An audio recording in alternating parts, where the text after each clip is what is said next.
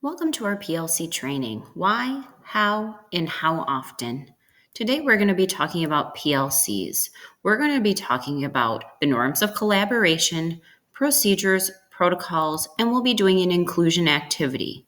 Why are we doing this? The purpose of PLCs and the importance of PLCs. And then how? How do you do your work as a PLC? And then lastly, what's next? What do you do with the actual work? That's what we will be looking at in this training.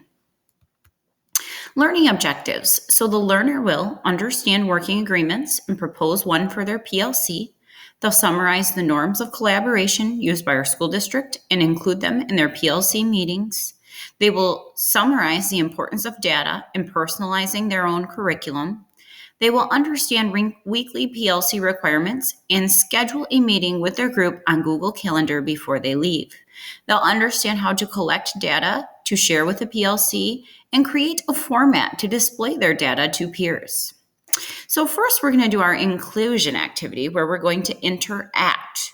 We are going to use the chat feature. On the screen, the facilitator will show an image of an emoji, and the emojis make up a song. The first person to correctly guess the song or the artist will get 1 point. This will get our group interacting and get them to know each other a little bit better and have some fun in this training.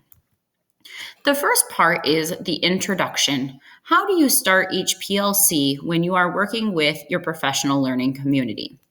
In our district, we have established team norms of collaboration. They are always the same. They are always pausing, paraphrasing, posing questions, putting ideas on the table, providing and using data, paying attention to self and others, and presuming positive intentions.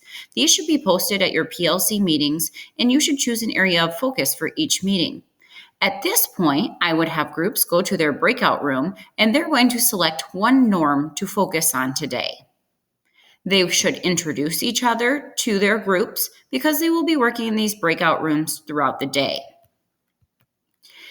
After we establish our norms, we need to establish working agreements. Working agreements are things that your team can abide by.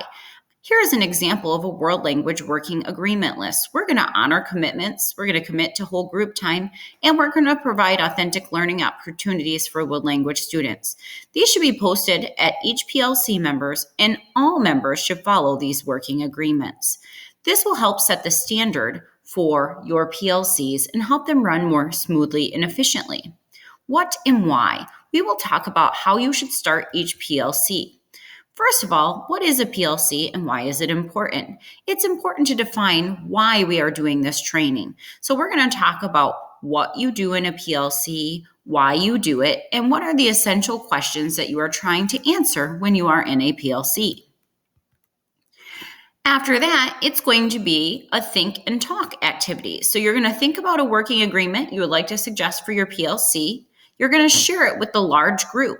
How are our ideas similar? How are they different? And did you change your idea after hearing from others? So again, we would like to collaborate in this online setting as much as humanly possible.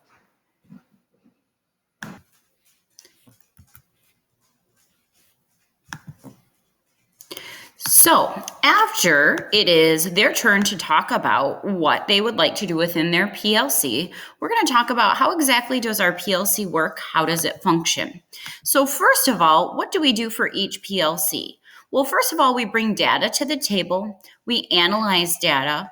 We use the data to answer the essential questions that we talked about earlier. We respond and we enact. We would talk about each of these things as a group. Then, how do I know I've met my PLC requirements for this district? It should be at least one time a week for 60 minutes. If you want to do it outside of the scheduled time, you have to fill out a flex form. You need to log your discussions in the district form. And remember, this isn't to judge teachers, it's to help students. It's to help you get their data to drive their instruction. What happens after your PLC?